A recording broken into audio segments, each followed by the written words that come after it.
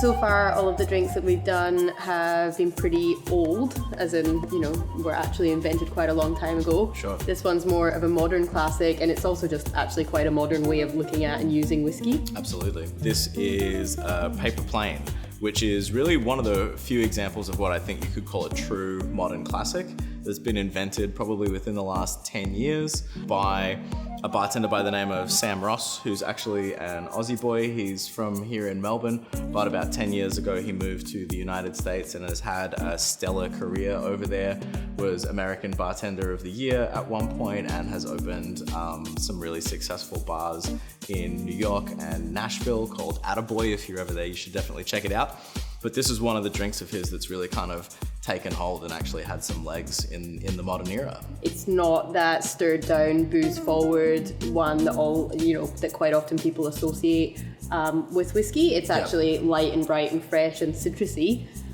So we are going to start by squeezing some fresh lemon juice. The recipe is a bit of a godsend to bartenders because it is just equal parts. Yeah, very easy to remember. So you start with 20 mils of freshly squeezed lemon juice. We're going to use Amaro Nonino, so another one of that really fun family of Amaros that we've talked about with both the Fernet Branca and the Amaro Pecan.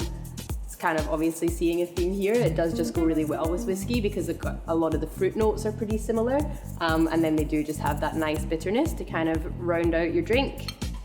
This one is lovely in particular. It's got this real sort of nutty sweetness to it, so not nearly as intense as the pecan or the fernet, so you can get away with using a little bit more heavy-handed on it. Yeah.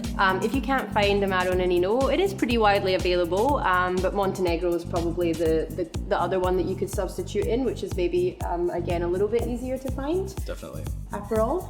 And again, Aperol's a little bit lighter in body and a little bit less bitter than Campari. So works well in this drink with another bitters that's not quite so full on. 20 mils of that as well. And then again, because it is a modern classic, we do actually know what whiskey was used in the original recipe, and it was Elijah Craig. Mm-hmm. What do you reckon the thinking was behind that?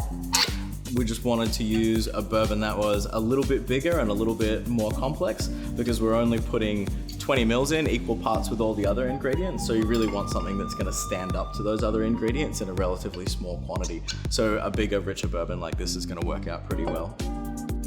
Now, the original recipe for this one doesn't actually have a garnish. Obviously, a lemon twist would be lovely on this as well.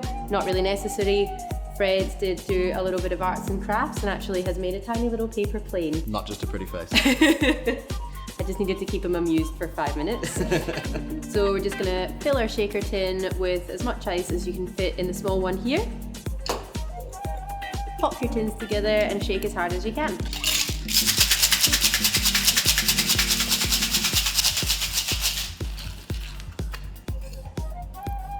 Grab out your little chilled coupe. Again, obviously you don't have to fine strain. I just tend to prefer to. I don't really like the little ice chips floating around, but some people like it for that little bit of refreshment. Color on this one is awesome. It's so pretty. And pop your little paper plane on there.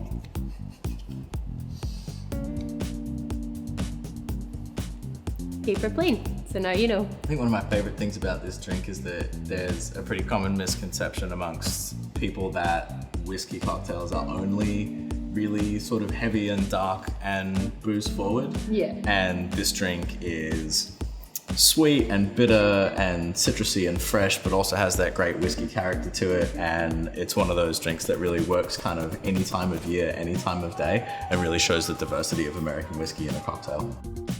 If you've liked what you've seen, please hit subscribe.